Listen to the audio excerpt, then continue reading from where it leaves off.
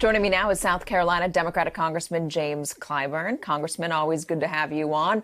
I hope it's not presumptuous of me to assume that you're advising the Biden campaign on issues like this. And I wonder, maybe if you're not advising him, what would your advice be for the Biden campaign to capture more of the black male vote?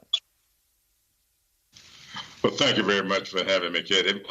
To me, I think we have to remind people over and over again of exactly what the consequences are if you fail to vote. I've been telling people that all elections are important, so I don't call one more important than the other. But I will say that some elections are more consequential than others. And I believe that this is the most consequential election of my lifetime. And I've been here for a while. I even think it's more consequential than anything we've had since maybe 1860, because I think we all know what grew from Abraham Lincoln's election in 1860, and we know what has happened since then. And so I'm saying to people today that the consequences of this year's election are probably as dire, if not more so, than the consequences of 1860. It's just that simple.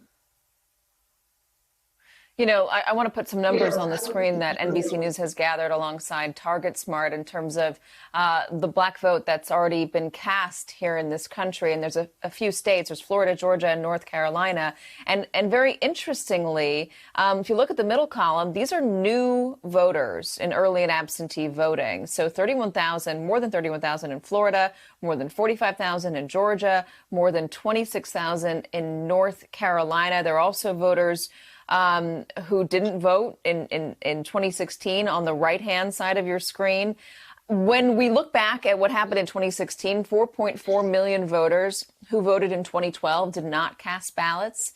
In 2016, about a third of them were black voters. Why do you think that today, in 2020, there are so many thousands of voters who have said, not staying on the sidelines this year. I'm going to go back in and I'm going to vote this year as opposed to 2016. I think you're seeing this year what you saw, say, with the Doug Jones election. I remember people saying that the only way Doug Jones could get elected is for the black vote in Alabama to turn out in what they call Barack Obama numbers. Well, we exceeded it by a full percentage points. And that was because the voters in Alabama saw an opportunity to make a statement about what they feel about people who work to suppress their votes. That's what's going on here. You didn't put South Carolina numbers up, but there's 535,000 people have already voted in South Carolina this year. That surpasses the North Carolina number, which surprises me a little bit because North Carolina is twice the size of South Carolina. But we voted 535,000. And I think that we will probably get to 1 million voters by the time November 3rd rolls around, because people do not wish to be suppressed. They don't want their aspirations suppressed. They certainly don't want their votes suppressed. So people are showing up to vote in person because they read the newspapers, they watch the news, and they know what this administration is trying to do to the mail. I went to the barbershop this morning, and there was a postal employee in there. And he says, when this campaign is over, I want to sit down and talk to you. I want you to come and see what's happening at the post office. They are carrying on a big suppress the vote campaign in the post offices. What they're doing to the mail, he said to me, you just would not believe. So we have got to get these people out of office. The post office means so much. It's in our Constitution. It's a part of what we are. And for them to be subverting the post office the way they're doing, not just for the votes, but what they're doing to people who depend upon the Postal Service to bring them their Social Security checks, to bring them their retirement checks, to get to them their medications. You can't be subverting the post office the way you're doing just because you're trying to win an election. What are you doing to people's lives when you do that?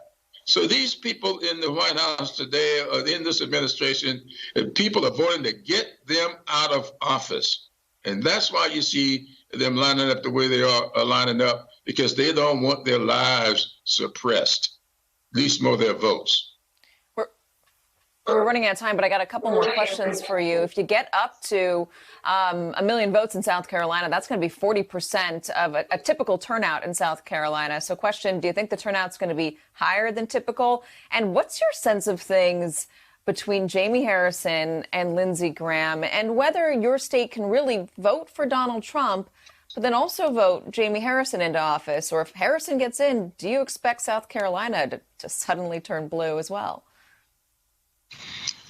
No, I don't think South Carolina will suddenly turn blue any more than I thought that we would get beyond racism the moment you elect a black president.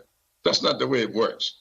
Our society has always gone left to right, right to left, back to right again. That's the way it's always been, and it will be that way ad infinitum.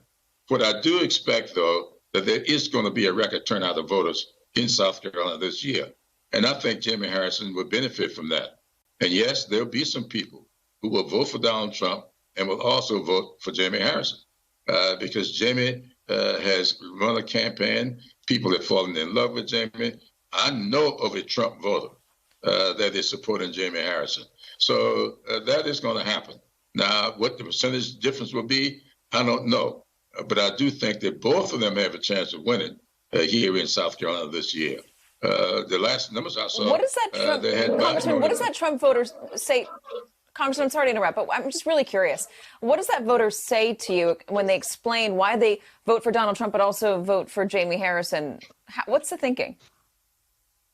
Well, he didn't tell me what he was thinking. In fact, I saw him at a golf course. So he didn't tell me what he was thinking. He just said, I'm voting for your guy, Jameson, but I'm for Trump. I said, okay, whatever pleases you. You were saying, you know what, I'm not going to rock the boat. I'm not going to ask you any further questions.